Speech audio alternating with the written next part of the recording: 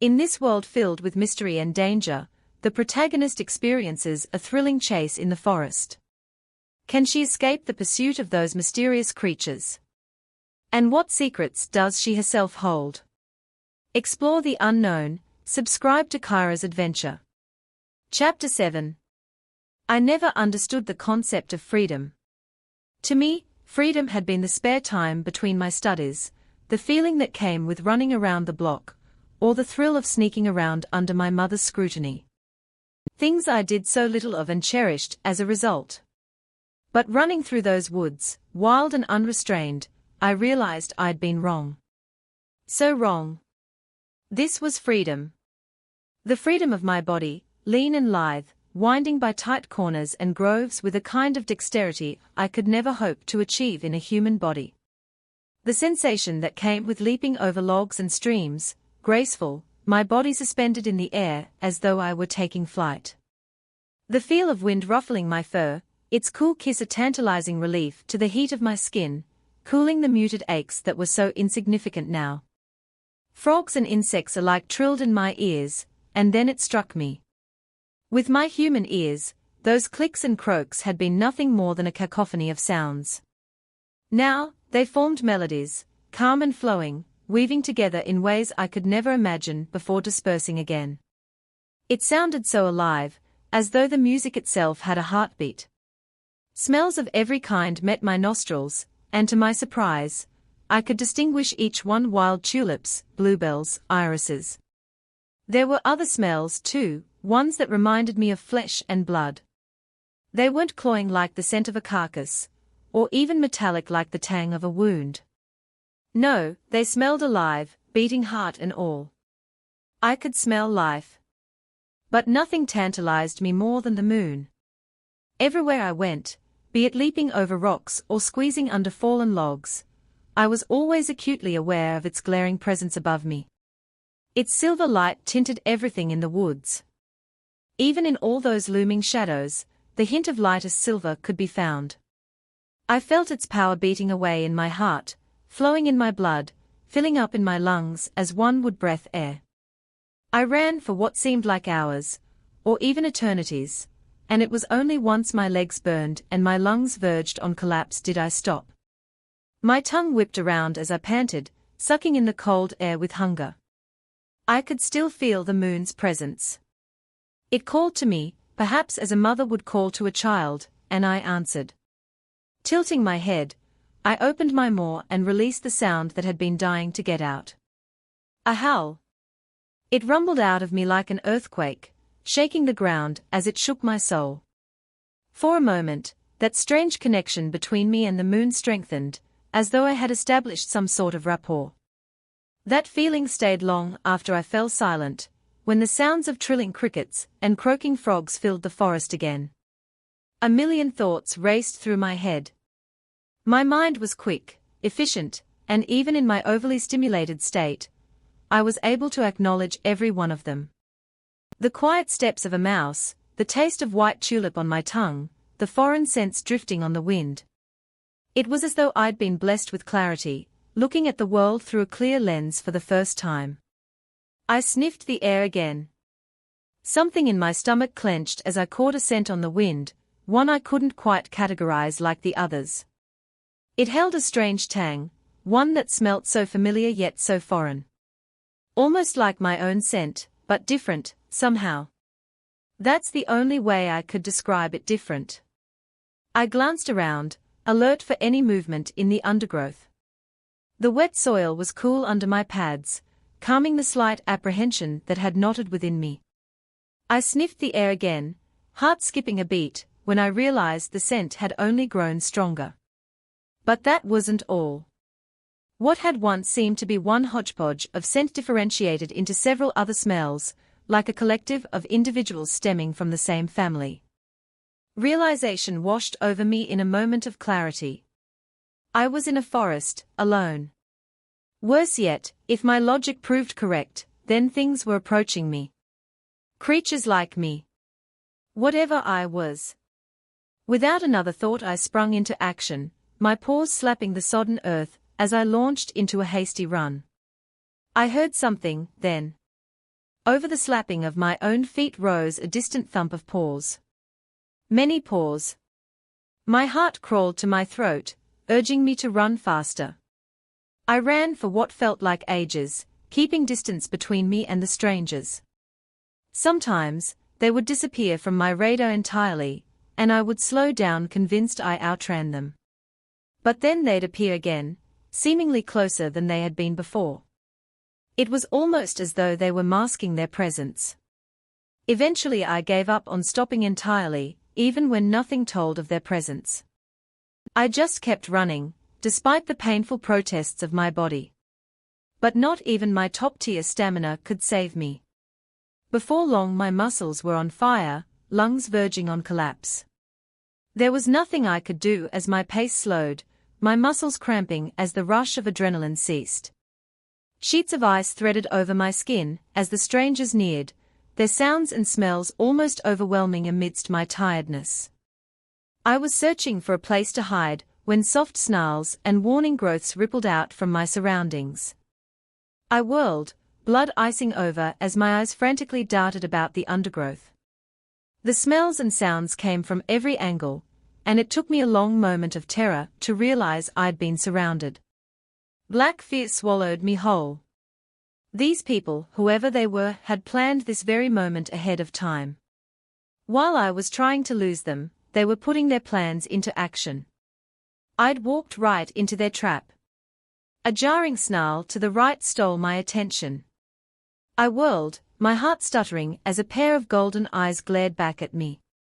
The eyes belonged to the body of a large beast, its wolfish figure similar to the one that had attacked me earlier that night.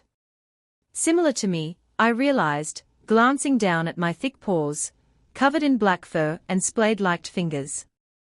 I held the beast's gaze. As he emerged from the shadows, silver light glinted upon his fur, the color of burnt sienna. His eyes did not stray from mine. My mind raced for a way out. In a moment of desperation, I pulled back my lips and displayed my rows of sharpened canines. I snarled, but no amount of threats could take away from the fact that I was hopelessly outnumbered. I could see the other sets of eyes glowing my peripheral unnatural blues, emerald greens, reds. I could have sworn the beast before me smirked, as though he knew that fact, too. Even so, I stood my ground, keeping my gaze level with the creature before me. His body was wholly still. I stared at him, waiting for a sign of movement, of attack, but the longer I stared, the more dread that formed in my gut. It occurred to me that I hadn't bothered to check on the beasts in my peripheral. I whirled, but it was too late. Within seconds a barrage of furry bodies bombarded me. My world doubled as something hard hit me in the temple, and then in the back of the head.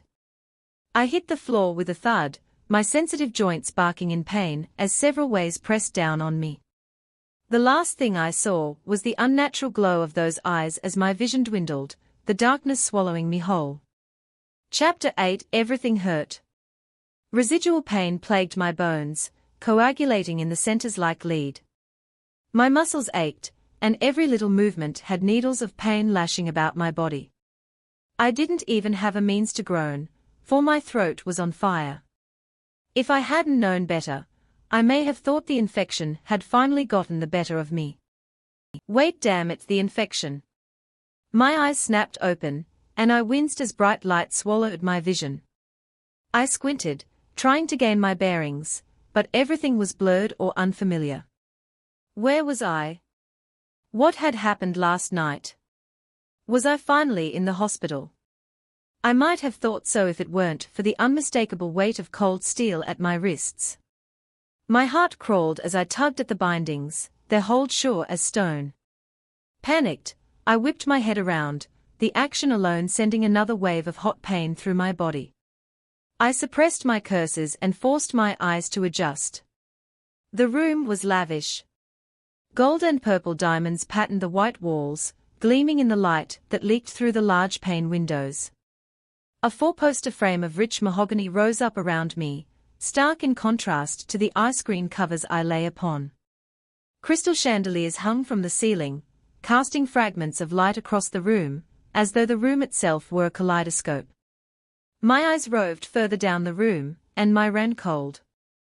Near the back stood a cluster of silhouettes, all of varying shapes and sizes, speaking in a cacophony of hushed tones. I forced my vision to adjust and, as it did, my heart sunk. Among the humans sat several lupine figures, and I knew without a doubt that those were the same beasts that had attacked me earlier. I wanted to scream, to yell at those people for standing so carelessly by those creatures, but my voice failed me. Heart slamming, and exhausted of options, I tuned into their warbled words instead. Are you lot insane? We cannot home an epsilon. Do you have any idea of how dangerous they are? We need this leverage, Zion, a calm feminine voice replied. I couldn't make out who had spoken. In such perilous times, our territory verges on collapse. This may be our only chance to rebuild. The auburn-haired man, who had spoken previously, sneered at the female's words. And what of the other territories, Yuki? Do you have any idea what havoc they'll wreak when they discover we have an epsilon in our keeping? If you think we are under fire now, just wait until they get wind of this. I must have been going insane, because I was sure one of the grey-furred beasts shook its head with exasperation. I was even more shocked when it opened its mouth to speak. Our options are numbered, Zion. This is a risk we must take. Did that thing just talk? Everyone whirled on me, and I shrunk into the mattress. As though in mocking, my mother's words flashed in my mind, and I cursed myself for speaking out of line. It seemed I forgot I was bound to a bed in a room full of strangers. And talking wolves, apparently. Or maybe I was just going crazy. I decided on the latter. The dog's features twisted in what could have only been displeasure. Her silver eyes glowed as she took me in, assessing. I'm no thing. No more than you are, mind you. My jaw dropped. It spoke again. I looked towards the others in the room, wondering what they made of this madness. I tried to point, but a tight tug on my wrists reminded me I couldn't. Are you not seeing this? It just talked. They stared at me with looks that implied I was an idiot. Between the pounding pain and the panic threatening to consume me whole, my mind couldn't begin to piece together what was happening. Why weren't they alarmed? Why were they regarding me like that? The grey wolf dog turned towards the red-haired man. And you think she's a threat? Give over. The male sneered in response. As they started bickering again, I fell back onto the pillows, head spinning. I cursed myself for not having that bite checked. If I had, maybe I wouldn't be in this room of talking beasts and odd strangers. I deeply apologize for the confusion, a voice announced, silencing the room in an instant. I started. This voice was smoother than the other's soft, like the watery touch of satin. Before I knew it, my eyes were searching. When my eyes found him, I was surprised I hadn't noticed him before. His presence was a beacon, as though his existence alone demanded attention without inviting it. He was dressed in all black, very different to the forest green tunics and white vests of the others. The air whooshed from my lungs as his eyes locked mine, and in an instant, I was lost to another world. Deep cerulean, like the darkest depths of an ocean, or the raw gleam of an uncut sapphire, rough and elegant. The shades shifted in the light, like movement of water, and I quickly found myself swept up in the currents. His gaze compelled me, and it took every fiber of my being just to break his gaze and roam his face. Chiseled features similar to that of a statue's greeted me, as though someone of most delicate hand had whittled his perfect jawline. Hair of darkest midnight arranged itself neatly upon his head, seeming to soak up every bit of light it could find, like a patch of shadow that could not be diminished. But it wasn't just his looks that drew me in. There was something so interesting about him. Curiosity burned in me as I stared into those eyes, demanding I get closer, demanding I analyze him, just as I analyzed everything in life. Despite the steel at my wrist, despite the talking wolves and odd strangers, something about his presence reassured me. He gave me a smile, and though it was soft, there was a steely certainty to it. One that compelled me to trust his judgment. I stammered, unsure of what to say. A few people and wolf beasts snickered at my expense. However, the sound promptly died as the man held up a single hand. At that moment, he looked like he held the power to dim stars and quieten the noisiest of nights, something that stirred a primitive fear within me. "I go by many titles," he began, and a sick thrill ran through me as I realized he was addressing me. "Lord South, Alpha South, Lord Osriel. But you can just call me Osriel." He winked, and I stared back, stunned. He swept an arm behind him, toward the gathered. "I apologize. These are not the best circumstances to greet under, and I believe some members of my higher court have forgotten their manners." A few shifted uncomfortably at the remark, particularly the auburn-haired man. "I can only imagine your confusion," he continued, striding towards me. Even the way in which he carried himself held an air of casual superiority, one that had me holding my breath. He paused a few feet before my bed, smiling. "After all, I am certain you have never been exposed to so many werewolves at once." That was enough to shock me back to my senses. Werewolves. I looked at the creatures in the room, and suddenly their features made sense.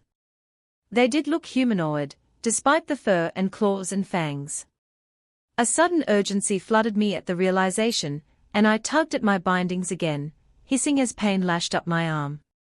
I gave him a desperate look. "Thank you, Osriel, but—" "Lord Osriel," the auburn-haired man corrected, his words edged with a snarl. Osriel shot his subordinate a warning glare, and though I'd been given permission to use his name, I wasn't eager to anger a werewolf. I swallowed. "Sorry. Lord Osriel. I believe you are mistaken. Werewolves don't exist." The auburn-haired man bristled. "Don't question the Lord, fool." "Zion." Osriel barked, whirling to regard the man. "Enough. She has every right to feel the way she does." Zion's mouth fell shut. If I wasn't so afraid, I may have felt sorry for him. Osriel turned back to me, clearing his throat. "Now, there has been a little mix-up. You see, your assumptions of our kind make sense. To you, we only exist in fairy tales and fables, and that's all we should ever mean to you humans." The Stygian male paused, breathing a chuckle. "I'm sorry, humans aren't supposed to know about us. I shouldn't discount you, because you're no longer human, either." I stared back, dumbfounded. What the hell was he saying? The red-haired man, Zion, let out an impatient sigh. "Osriel, my lord, it's clear she doesn't understand." He took a few strides towards me, mouth twisting into an unfriendly frown. "Hear me, mortal, for you don't seem to comprehend. Allow me to put this into simpler terms." I swallowed my indigence at the way he said mortal, and then wondered why I was offended by it. That word didn't mean anything to me, even if he'd said it as though it were below him. As though I were below him. The male paused, green eyes raking over me. Then, in a move so sudden it made me jump, he threw his arms into the air. "We are werewolves. And now, quite unfortunately, so are you." Several beats of silence I passed. I stared between Osriel and Zion. The former's expression was grave, but he made no move to correct his subordinate. My heart sunk, and for a moment, the world around me went quiet. But then I remembered why I was here, in this strange room, with all these fantasy creatures around me. I was hallucinating. Any moment now, I would wake up to bright white lights and the face of my mother looming over me, angry but relieved I was okay. I would even take her constant comparison of me and my stillborn sister if it meant I could escape this room of beasts. I wasn't a werewolf. "You're kidding me." I huffed, eyeing Zion with bemusement. He stilled at my reaction. As I stared at him, giggling, I wondered how my mind had managed to conjure such a figure. His face was chiseled like Osriel's, and though his features were a little rougher, he had an air of rugged handsomeness about him. It was a shame my mind had decided to make this fictitious character an ass.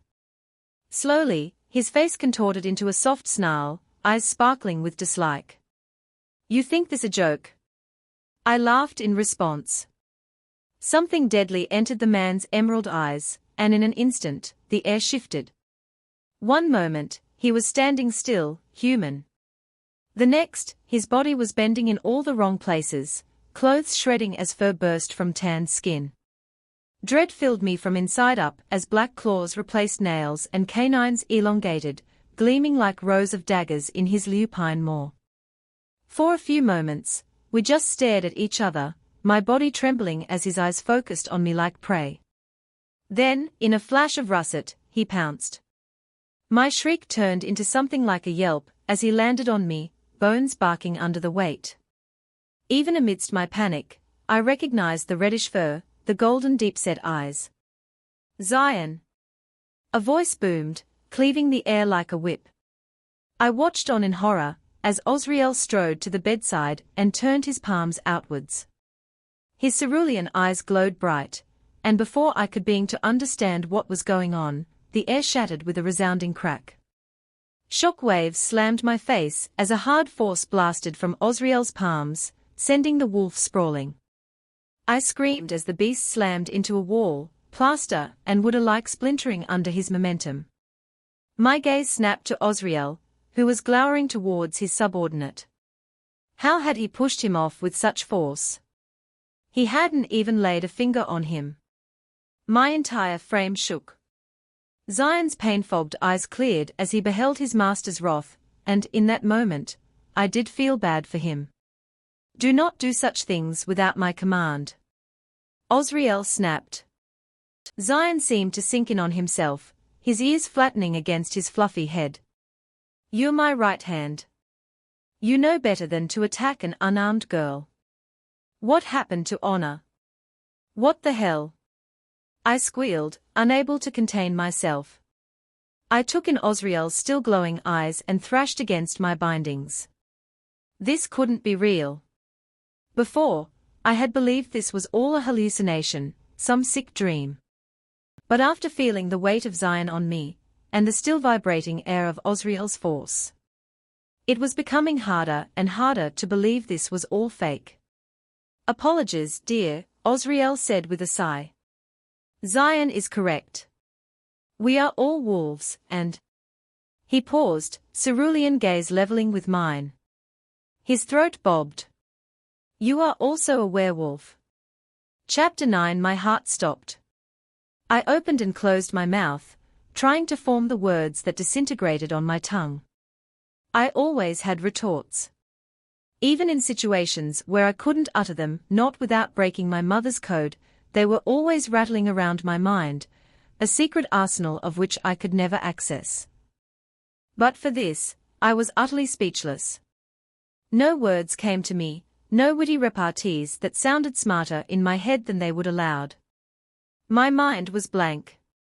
Completely, utter blank. There was no other option. I was going insane. I had to be. Reading my face, the black-haired alpha shook his head. "I understand your shock, dear, but please do not fear us.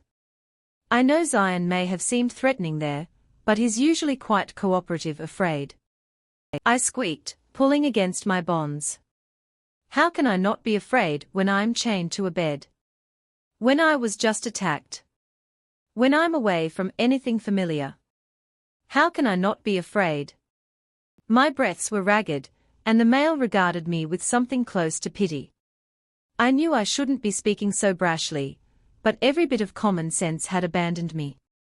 Primitive instinct was kicking in, and right now, I needed to run. It was the grey she-wolf who spoke up. "Those bonds are made of silver. They are to stop you from turning and attacking us." I paused my struggling, aghast. "Turning?" She gave me a look that implied I was stupid, if a wolf could even give such a look. Into a wolf. I'm not a werewolf. I cried. I'm a human girl. I want to go home. How can you still believe that? Zion piped up. Osriel shot him another warning look, but the male persisted anyway. Do you forget what happened last night? Do you not recall running on all fours? The agony of turning. Your heightened senses. Do you not recall any of it? I hesitated. Yes, I did remember it, but I hate to tell it to you this way, Osriel cut in with a sigh, fixing his green-eyed subordinate a dangerous glare. But it seems some of us have no regards for courtesy. He leveled his gaze with me and, in that moment, I felt compelled to believe whatever words would next leave his mouth. Until they did. Kyra, your life as a human has come to an end. He paused, eyes sad. You're one of us. I opened my mouth to retort, but it seemed the auburn-haired man beat me to it. Like hell she is. He snapped. Osriel shot him a withering look and, to his credit, he withheld. However, it seemed it was enough for him to check his tone, for he continued in a lighter voice, deepest apologies, my lord, but she is not one of us. We cannot allow an epsilon among our ranks. Not here, not anywhere. It would create monumental tension between us and the other territories, something that was bad to begin with. And what if another pack gets hold of her? He paused, voice dropping to a near whisper. What if she creates upsilons? A tense silence settled over the room, but it seemed I was years behind whatever page they were on. I was still staring at the grey she-wolf, trying to fathom the impossible explanation, as to how she spoke, as to how she even existed. Those strange terms only added to my dizzying confusion. She will be under protection, Zion, Osriel said slowly. She remains with us. No one will put their hands on her. I'll make sure of that. He gave his subordinate a pointed look before turning to me. The hairs on my neck rose, even as he gave me a small smile, sapphire eyes twinkling. In addition, I believe she will find great comfort here. She has power. She has a gift. He paused. I will place her among my high court, if she accepts. Zion was just as shocked as me. What? We exclaimed in unison. Only Zion had enough mind to speak our thoughts. This is insanity, Osriel. As your right hand and dearest friend, I implore you, let us not do this. The last thing we need is to make her known to the other courts, let alone put her in a position of power. Osriel cocked a brow. And what do you suppose she will do with that power, dear hand? Exploit it and attack unarmed girls out of poorly controlled rage. Zion flushed red, and I found myself suddenly very interested in a golden vase. This seemed like a spectacle my eyes shouldn't be witnessing, and having done so made me feel a strange sense of guilt. It seemed Osriel sensed my discomfort, for he squared his shoulders and asserted, as your superior, I declare that she remains with us. She will stay in the southern court from this day forth. That was enough to shock me out my stupor. Wait, I breathed, going to lift my hands up in defense before remembering they were bound in silver. With a worried frown I continued, your offer is kind, Sir Lord. But I do not want to stay here. I have to go back to Maplewood. I have a life to return to, and I want nothing more than to forget this ever happened. Will you grant me this? A strange silence settled upon the room as people and wolf alike exchanged glances, a foreign expression on their faces. Osriel's eyes were sad. You cannot go back, dear. My blood ran cold, unsure to take the words as a threat or not. Why? I asked, my voice wavering. The man seemed to hesitate. They will not recall you, he began. When my confusion became apparent, he continued, your friends, your kin. All trace of you will be wiped from their memories. It's part of the Wolven blessing. A cold stone of dread settled in my stomach. I shook my head, mouth parchment dry. No, I insisted, looking him in the eyes. I clenched my fists. You're just saying that to keep me here. Despite everything that had happened, it was only then that I realized the gravity of the situation. I was chained down in a room full of beasts intent on keeping me here. Panic swallowed me whole. I tugged erratically on my binds, heart pounding. Let me out. The others exchanged glances as I struggled. Their leader simply eyed me with pity. Please, dear, I know it is difficult to believe, but you must trust me. Spare yourself the hurt. I said, let me go. I snapped, the words brawny even for me.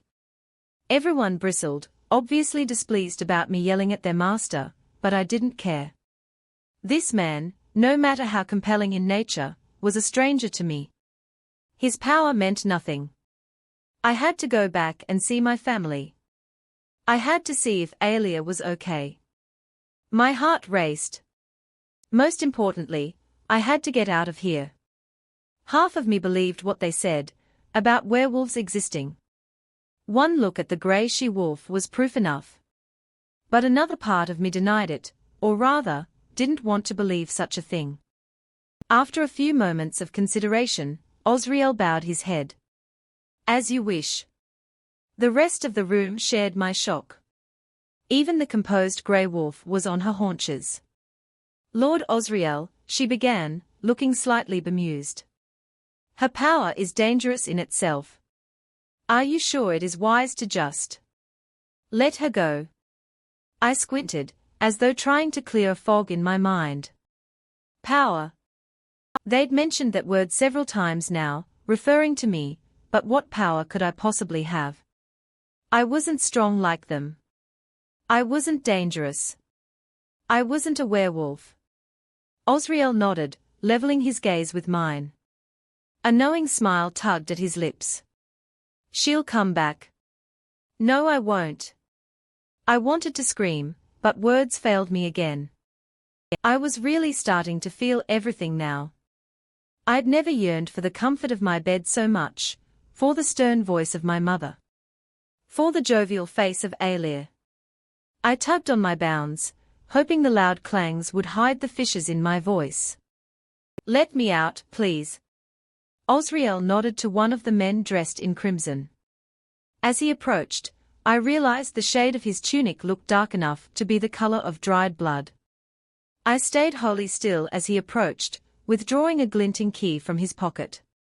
After a few moments of jiggling, the bounds fell off my wrist, and within seconds, I was up.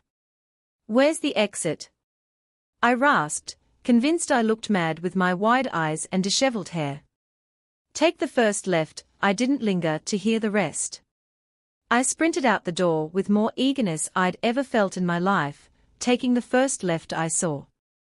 I needed to get of there as quickly as I could, ignoring all the pretty decorations and tables I knocked in my haste. My muscles screamed, feeling as though they were being shredded all over again, but I swallowed my pain. I had to leave. Bemused residents glanced my way as I raced past them.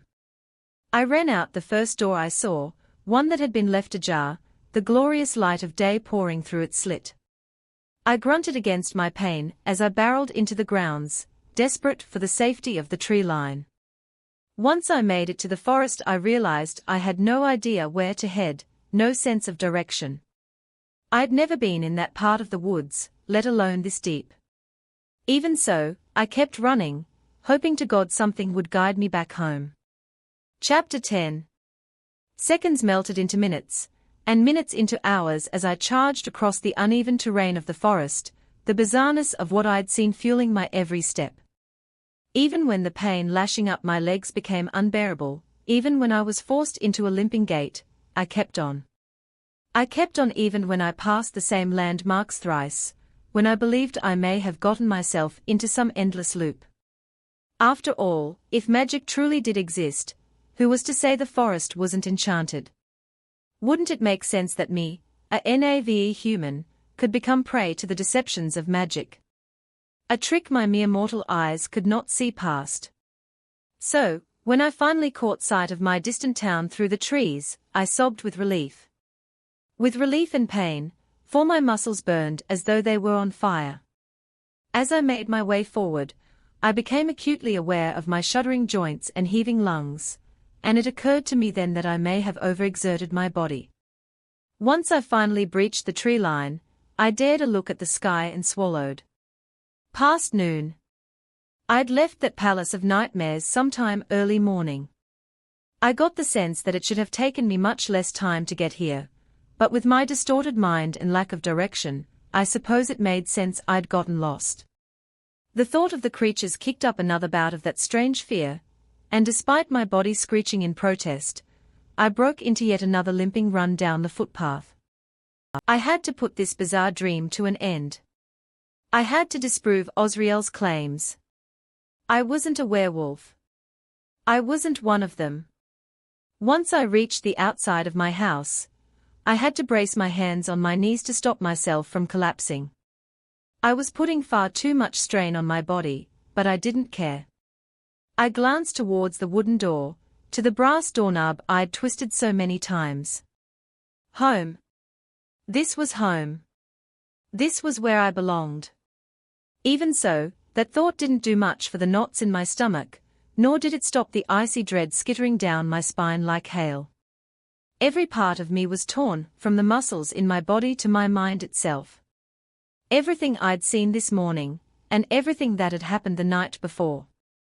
What had happened, what I'd seen, wasn't natural. It shouldn't be real. Talking wolves and desolate castles only existed in fairy tales, not in some mundane forest of California. I swallowed against the horrible sensation of Zion's claws digging into my skin. Shuddered as I recalled the shattered air hitting my face, ere Osriel had broken with sheer force. I recalled the wind rushing through my fur and the cold earth pounding under my paws. All of it had felt so real. I shook my head. Stop stalling, I scolded, striding towards the door. Even so, it took everything in me just to twist the knob and force it open. I noticed something was off almost immediately. The room felt so empty. I glanced around. The old grandfather clock still ticked in the entry hall.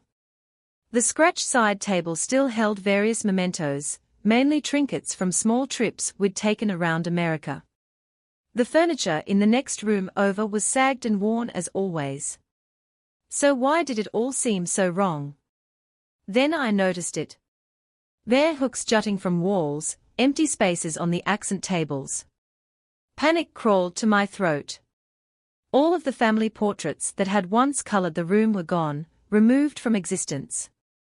Well, all but one. With bated breath, I stepped forward, staring at the golden-framed photo on the small side table. I looked younger there, no more than 5. My mother and I wore lopsided grins, me holding an ice cream, whilst she rested a hand on her pregnant belly. I looked happy in that picture, and so did she. In fact, she looked to be almost glowing, her dark eyes like polished granite rather than that of the brewing storm I'd become so familiar with. Maybe that glow had to do with the child in her stomach, the stomach she caressed with a gentle hand. Little did she know that the child growing in her stomach, the one destined to become my little sister, would never make it into this world. I gazed into my mother's eyes, alight with genuine joy, her free hand gripping me with a kind of genuine affection that made me believe that, maybe for a brief period, she really viewed me as a daughter. It hadn't occurred to me before, but maybe it was the miscarriage that made her so cold, so mean. And for a fleeting moment, I felt guilty for resenting her all these years.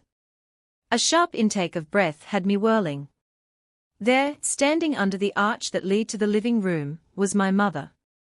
Of course, with her disheveled hair and lined face, she looked leagues different from the woman in the picture.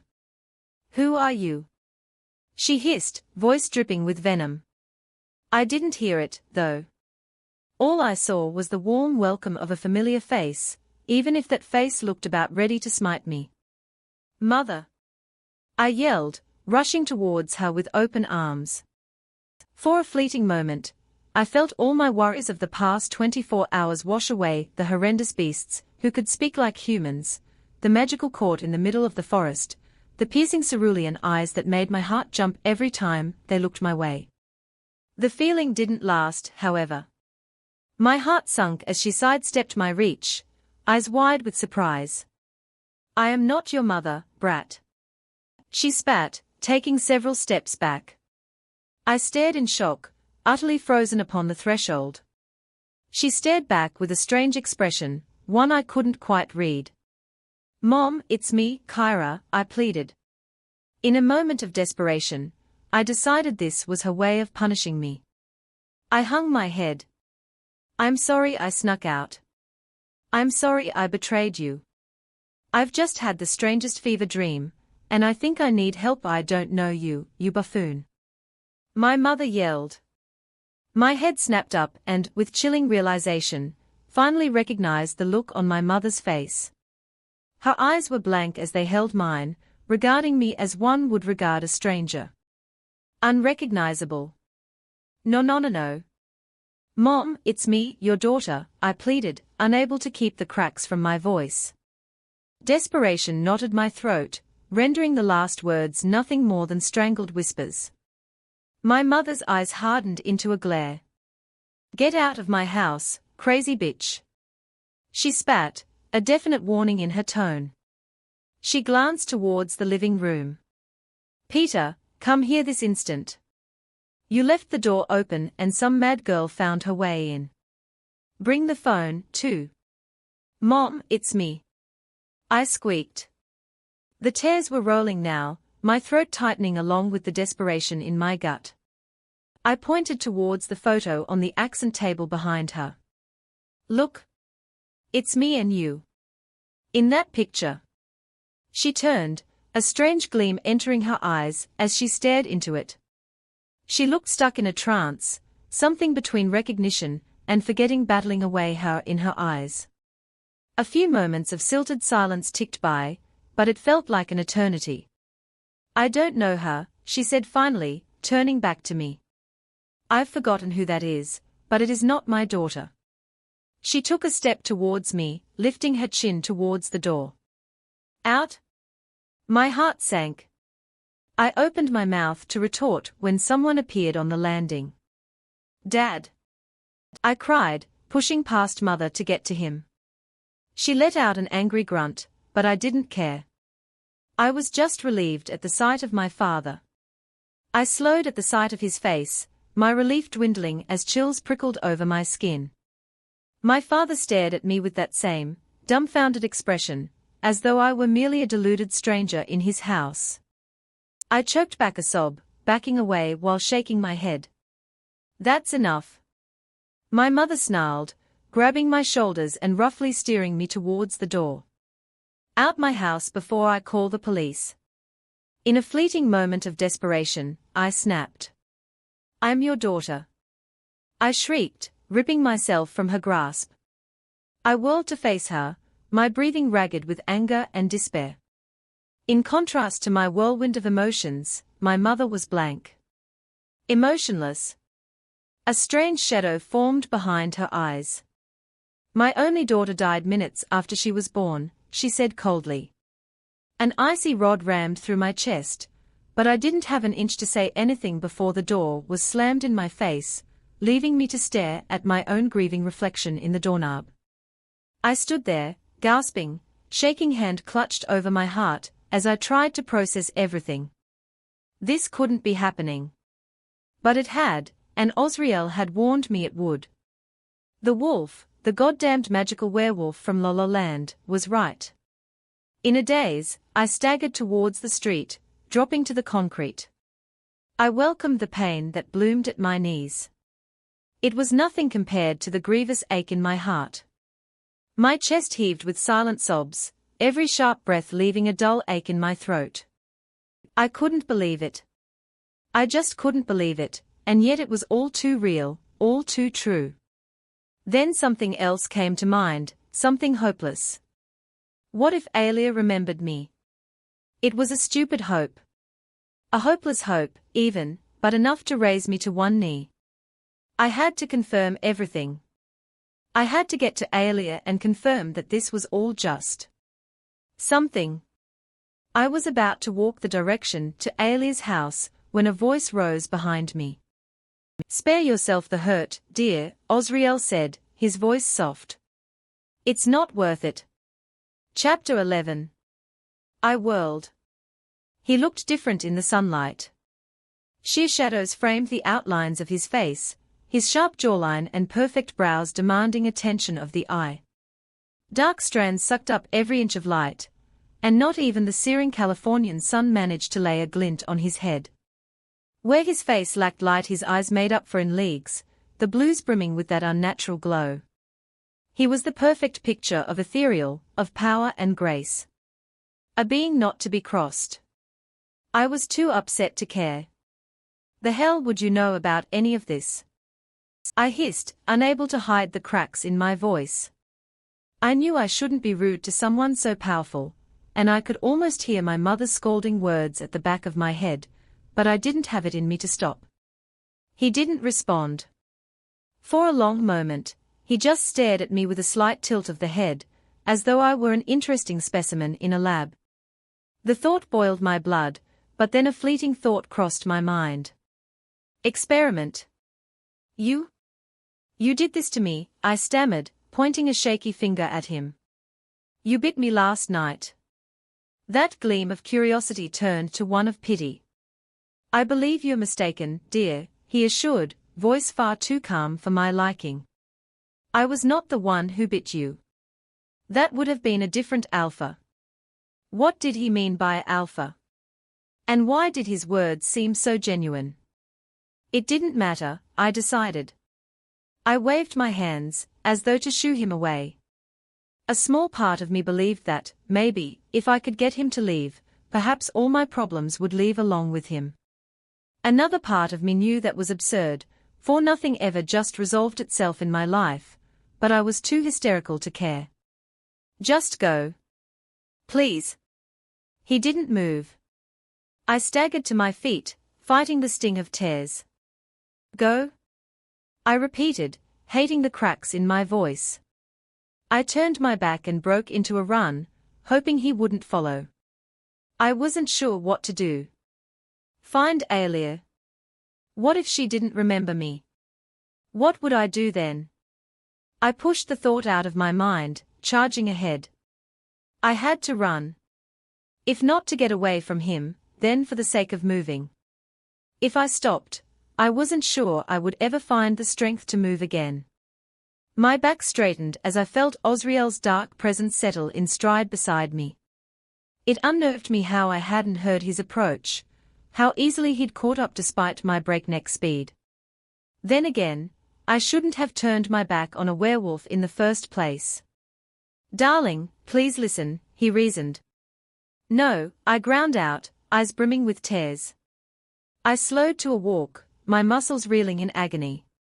"I need to find my friend." "She won't remember you," the male said softly. I stopped, whirling to face him. I didn't care how ugly I must have looked, with disheveled hair and bloodshot eyes, with fat tears carving rivers down my cheeks. "She has to remember me," I whispered, voice cracking with every syllable. "If she doesn't, then I don't know what I'll do." My words tapered into a whisper, and I forced my eyes to the ground, trembling. Lost? I was so lost, more so than I'd ever been in my life. My parents didn't remember me. No one did. So how could I possibly think that my best friend might? Yesterday, I was a person who existed, someone with a place in the world, even if that place was insignificant. Now, I was a nobody, and the only person who knew of my existence was the Stygian man before me. I glanced up, staring at an unfixed point on the male's forehead. His pale skin was almost translucent in the sunlight, almost otherworldly. Even now, standing before him, I could sense that power thrumming within his body, as though it were a living thing waiting to strike. As I finally mustered the courage to meet his cerulean gaze, fear cooled my bones. "Ancient. Despite his young features and supple body, this man was old. Powerful. A beast in his own right. At any moment, he could lash out and kill me where I stood. He could shatter the air and toss me across the street. He could do many, many things to me, and I would have no way to defend myself, because I was just a measly human. My knees began to tremble. "Dear?" he quizzed, taking a stride forward. I retreated a step, eyes searching for an exit. Alone. I was wholly alone, just like that night with the wolf. Alone, with no way to defend myself. In a world where I no longer existed, no one could protect me. But out there in that forest, there were hundreds, maybe even thousands of wolves. Beasts that were now aware of my existence. My knees buckled. There was nothing left for me now. I was forgotten, and if I died right here, right now, no one would know. No one would ever know. So as Osriel lunged forward as I careened to the side, a scream of utmost fear rose to meet my lips. A scream that couldn't make it past the knot in my throat. I closed my eyes. I could almost imagine the claws retracting from his nail beds, ready to shred me to ribbons. I could almost feel the sickening sensation of his fangs sinking into my skin, hot mirth flowing in its wake. But the burn of marred flesh never came. Instead, steady hands braced my underarms. Shock and horror alike warred within as he swept me into a bridal carry, as easily and flawlessly as one would breathe air. I could do nothing other than tremble, as he strode over to a lone tree. Carefully, he propped me up against the lichen-riddled base. I remained as still as a deer in the headlights, tracking him in my peripheral, as he settled down next to me. Slowly, he pushed out a long breath. "What is your name, dear?" I blinked. Despite my rattling fear, one which seemed to weaken my very bones, when his piercing blue eyes locked mine, I felt compelled to answer. "Kyra Etos." The male nodded slowly, as though taking time to absorb this new information. "Kyra Etos." He tested the words on his tongue, and a strange thrill ran through me at the sound of my name from his lips. "Kyra, I have a question for you. What is it you know of werewolves?"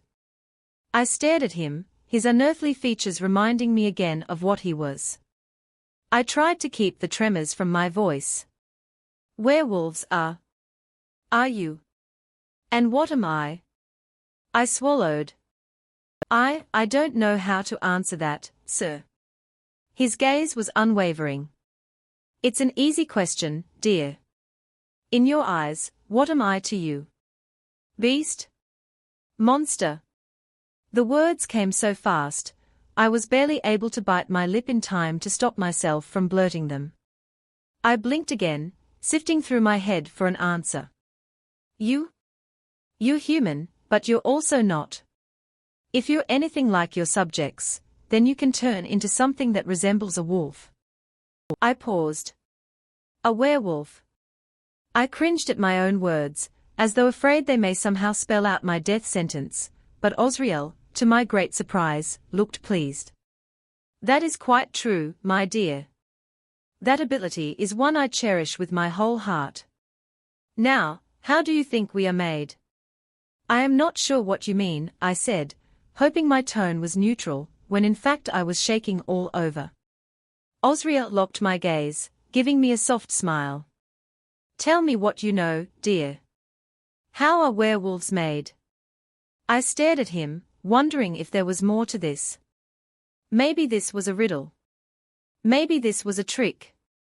Maybe he was testing to see if I was worth keeping alive. I shoved the thought away. "Werewolves are made by one biting another, I think."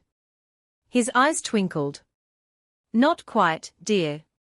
This is where our law in the human world becomes fogged.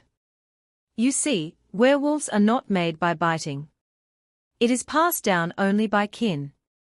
My brows knitted together. "But then?"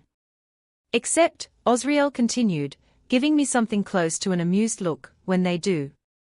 I blinked at him, dumbfounded. He spoke in riddles, tongue twisters that had my mind reeling for an answer. It only made me more afraid. What do you mean? The male smirked. In the usual scenario, a human would not survive the bite. They would succumb to immense fever, long before they could undergo any sort of transformation. And the ones that do undergo transformation don't survive that. He looked at me then, and something in his eyes shifted. That's what makes you so special, Kyra Etos. You are a human-turned werewolf. You are 1 in a million. Before, I may have laughed at his claim. I wasn't a 1 in a million. I was just boring, bland Kyra, with a mundane life that consisted of nothing more than endless study and the occasional run. I was no gem. I didn't stand out from the crowd, and when I did, it was never in a good way. I wasn't special. But when Osriel looked at me, his eyes glittering with awe, I did feel special. With the way he looked at me, I felt like an unearthed ruby, glowing and bright and ready to command riches. I felt like someone with meaning, someone important to have gained Osriel's attention like this. And as these emotions came with great intensity, an intensity to match the cerulean gaze piercing mine, I realized it. Everything I had experienced from the bite to the shift was real. Every horrible, dreadful little thing was real as the man before me. But as the feeling of realization passed, a feeling similar to one that comes with solving an impossible puzzle, reality hit me. If this was true, then werewolves did exist. If this was true, then my parents really had forgotten me. And if the agonizing shift from last night had been any indication, then I was a werewolf. I was one of them. I pushed my palms into my eyes. It's all true, isn't it? I mumbled, hearing the dejection in my own voice. Everything you said, about me being a werewolf. It really is true, isn't it? I didn't see his reaction, but his silence told me enough. In a spark of anger, I tore my hands from my face, whirling to face him. Why me? Why was I bitten? And why am I still alive if I was? Osriel grimaced, taking me in. I am not sure I have the answer to that, Kyra. You see, the kind of werewolf you have become is not like the rest. The power you hold now is great, one that is coveted by many. While some bite humans for a sick thrill, I flinched at the way he spat those words. Others do it in hopes of creating an epsilon. You see, Kyra, you are an epsilon, and with that title comes great power. Devastating power. I lifted my head. Many of those words made no sense to me, piecing together in odd ways in my mind that made no sense. But one fact did. Then how do I know it wasn't you that bit me? How do I know you're not lying? I didn't bother to hide my distrust. After all, who was this man? Where had he come from, other than some mythical court in a magical forest? And why did he radiate such power? I think he read it all in my gaze, for he blew out a tight breath. Kyra, dear, can you recall the attacker's appearance? I can assure you he would look nothing like me. I frowned, my brain struggling to find anything amidst the fog that had been yesterday night. In a way, it felt like a lifetime had passed. His fur was grey, and his eyes were red. Blood red, I mean. It's like nothing I've ever seen before, animal or not. Osriel's smile was soft. I believe that description does not fit me, my darling. My eyes are of deepest blue, even in wolf form. His brows furrowed. However, that description does match someone I know, but I am sure you would not care for the details as of now. My fists shook. He was right. I didn't want the details. I didn't want to know who'd attacked me just yet, so long as it wasn't the male standing before me. So what now? I muttered, casting my eyes to my lap. Cold air bit the tips of my ears and nose, and I wondered what had happened to the springtime warmth. As I said before, my dear, you are now one of kin. You are welcome to live in the Southern Court, if you wish. My gaze slid to his, to the eyes that glimmered like gemstones. Southern Court. It didn't occur to me before, in my storm of panic, but now it made sense. He was referring to the palace. It was his home, his kingdom, and judging by the sincere look on his face, he wanted me to be part of it. I returned my gaze to the nails of my hands, bitten to the quicks. They hate me, though. I know you might not resent me, but I heard what the others said. I can only imagine what the rest of the court will think. He sighed. There's a reason for that, dear. One that may be too big to discuss as of now. At this time, let us just put it down to the stigma of being human.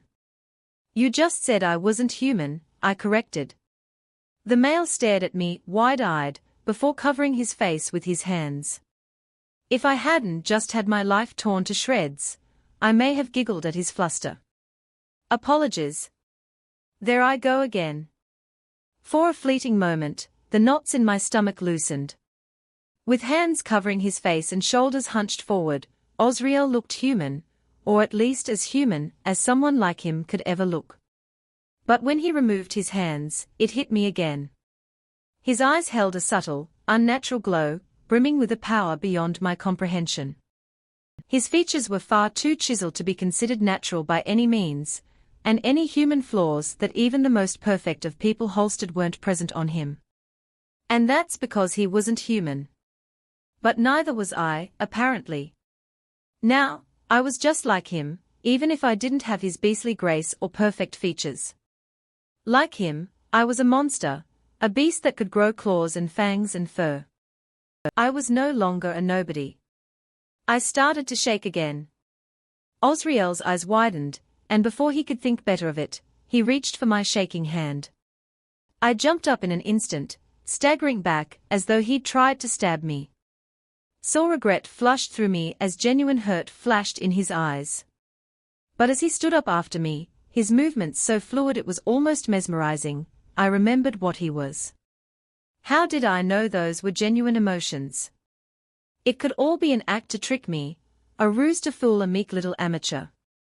The cogs turned behind those glassy eyes, and something like shock registered on his face. Slowly, he lowered his hand. You don't think I'll hurt you, Kyra, do you? I didn't answer. I couldn't answer. But it seemed my silence was answer enough. Osriel scrunched his brows, and my stomach dropped as I realized he might have finally realized I was a waste of his time. Perhaps now he would put me down, to keep the secrets of his world alive. I braced myself, preparing to feel canines at my neck any moment now. What I didn't anticipate was for him to reach around and pull out a glinting dagger. My skin crawled as he brought the dagger before him, and my legs ached with the urge to run. But I couldn't. I knew I couldn't. This was it. He was going to gut me with that pretty, silver dagger and be done with me. My life, along with this slightly crazier new one, would end. I want you to have this, dear. I blinked at him, gaping. I wasn't sure I heard him correctly until he grasped the bladed end and held the green padded hilt towards me. A gesture of offering. For a moment, I stood there, stunned. Then, as though compelled by some otherworldly force, I walked forward. I kept my gaze locked on his as I approached, half expecting him to turn the blade on me at the last moment. He never did. In a careful action, I grabbed the hilt, my hand shaking as I slowly removed it from his grasp. This blade is made of pure silver, he declared. I watched as he held up his hand, a red band forming on his palm. Silver is detrimental to werewolves. Like a poison, but not of the deadly type unless, of course, it is made into a blade. He nodded towards the dagger, and in a moment of pure desire, I risked a glance. I had never seen anything like it. Flashing from afar, it resembled any other dagger, but up close, I could see the final details. Engravings adorned the blade's edge, containing symbols of a language I could not decipher, and images of warring wolves. The hilt's forest green velvet felt impossibly soft in my palm, like a cat brushing up against my leg. But that wasn't what stole the air from my lungs. The blade itself virtually glowed. It seemed to hum with a muted silver, as though the essence of the moon itself had been used to craft this blade. So, Osriel continued, snaring my attention again. So enamored by the blade, I'd almost forgotten the powerful being that lingered just a few feet away. I chastised my moment of distraction. I give you this dagger, Silver Shade, as a symbol of trust. He pointed to his heart. If you think I will attack you, though, I can assure you I never will use that dagger to stab one of my vitals and put me to an end. His finger grazed along his chest towards the pulse of his throat, smiling as though he weren't casually pointing out where all his vitals were. Why? I whispered, stunned. It didn't make sense. Why would he give someone like me, someone who had been a measly human not 24 hours ago, a tool that could potentially kill him? Did he have so much faith in that I would do nothing? Osriel grinned. Because, Kyra dear, I want you to know that I am genuine. It would also put me at great ease to know that you feel safe, even if it means carrying Silver Shade around. But, please, try not to stab me or my court. Only use it if you really need to, my dear. I gawked towards the dagger, shaking my head. I couldn't believe it. He'd given me something valuable. He'd given me defense against the creatures that had instilled fear in my bones. But as I returned my gaze, my eyes searching his, I realized I could believe it. There was no mistaking the sincerity on his face. This man, this stranger, this beast, wanted me to feel safe. He wanted me to feel as though I could trust someone in this new world of strangers, even if I would never fully trust him entirely. Just slightly, I allowed my guard to relax. My knuckles were still white around the hilt, clutching the dagger, as though it were my lifeline, but the knots in my stomach had loosened. Just a little. Thank you, Sir Osriel. But what now? Osriel took a step towards me. I bit down the urge to take a step back. Well, I myself do not enjoy the presence of the mortal world. It would cure my worries if we headed back to the court. I was about to tell him I still didn't want to go back to the court, when a word caught my attention. Cure. Wait, I whispered, turning to him.